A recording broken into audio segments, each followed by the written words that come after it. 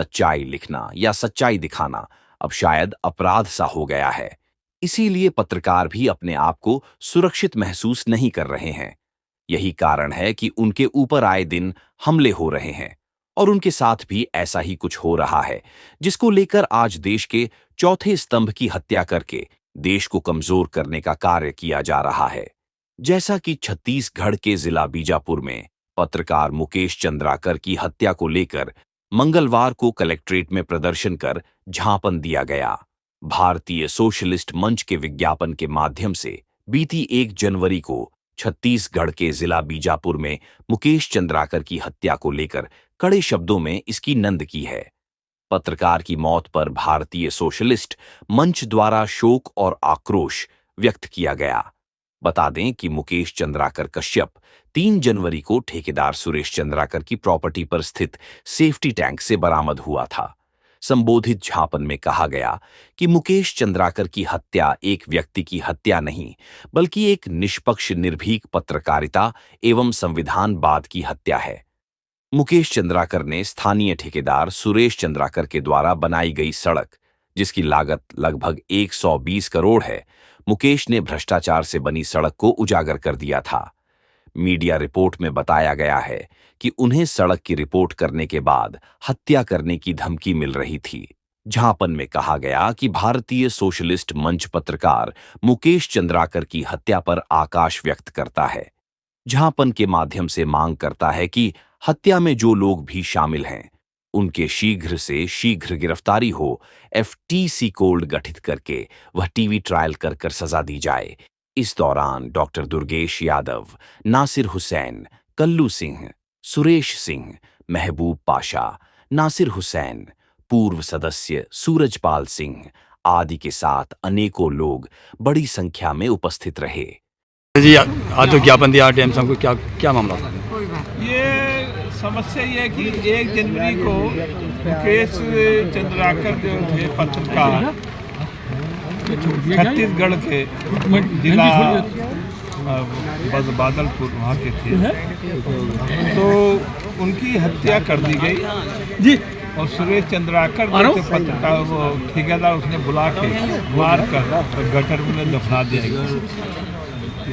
तो इस पे आक्रोश व्यक्त करा गया और कोई गिरफ्तारी नहीं हुई। ये भी कन्फर्म हो गया जो लाश उनकी बरामद हुई है वो ठेकेदार के कंपाउंड से बरामद हुई है और 120 करोड़ रुपए का जो घोटाला था उसको उजागर कर रहे थे, उसी सिलसिले में हत्या हुई है। जब पता लग गया है कि कहीं से कहाँ से लाश बरामद हुई, कौन जिम्मेदार है, उससे गिरफ्तार नहीं करा गया।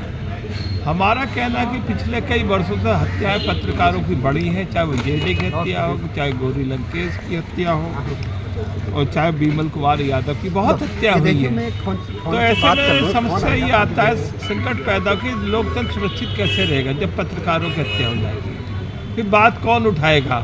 एक पत्रकार जो चौथा स्तंभ कहा जाता है, अगर वो इस तरीके से उसके लोग मारे गए तो चिंतनीय का विषय है। इसी विरोध हमने ज्ञापन दिया है और मूल्यमान को गिरफ्तार करा जाए और 1 करोड़ का मुआवजा दिया जाए जो मृतक पत्रकार के परिवार को। नहीं, पत्रकारों को इस तरह से हत्या होती रहेगी तो पत्रकार आगे रह के फिर इस तरह जिम्मेदारी पब्लिक को भी तो है, पब्लिक को भी आना चाहिए ना।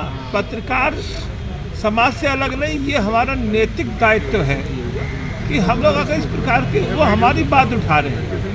अगर लोकतंत्र क्या है, उनसे सोचने का, विरोध करने का एक रूम, स्कोप है। वो स्कोप कौन देता है? पत्रकार देता है। अगर वो नहीं देगा तो लोकतंत्र खत्म हो जाए, बचा क्या बचेगी? तो सामंतशाही, राजशाही चलेगी, जो मैंने कह दिया ठीक है। ये तो मॉरल रिस्पॉन्सिबिलिटी है, लोकतंत्र का क्रक्स है, लोकतंत्र का आधार यही है विरोध दर्ज करना, और वो हम पत्रकार के माध्यम से होता है। अगर ये समाज नहीं बोल रहा, ये दुखद बात है। हम लोग भारतीय सोशलिज्म में ऐसी समस्या को उठाता है और हमें बोलना पड़ेगा अगर लोकतंत्र को जिंदा रखना है तो। आ जाइए और उनको जो है बाद के सेफ्टी टैंक में भिजवा दिया जाएगा, उसी संदर्भ में हमारे ज्ञापन है। और ये ज्ञापन जिलाधिकारी द्वारा महामहिम को है। भारतीय सोशलिस्ट मंच ज्ञापन के माध्यम से दिनांक 1 जनवरी 2024 को छत्तीसगढ़ के जिला बीजापुर में मुकेश चंद्राकर की हत्या पर कड़े शब्दों में निंदा करता है और उनकी मौत पर भारतीय सोशलिस्ट मंच शोक और आक्रोश व्यक्त करता है। मुकेश चंद्राकर की हत्या एक व्यक्ति की हत्या नहीं बल्कि एक निष्पक्ष निर्भीक पत्रकारिता एवं संविधानवाद की हत्या है। मुकेश चंद्राकर ने स्थानीय ठेकेदार सुरेश चंद्र कार के 120 करोड़ से बनी रोड के संबंध में भ्रष्टाचार को उजागर कर रहे थे। पत्रकार स्वर्गीय मुकेश चंद्र को बार बार हत्या की धमकी मिल रही थी, लेकिन हत्या की धमकी को नजरअंदाज किया गया। विगत वर्षों से पत्रकारों पर हमले होना ये चिंता का विषय है, चाहे वो गौरी लंकेश का कत्ल हो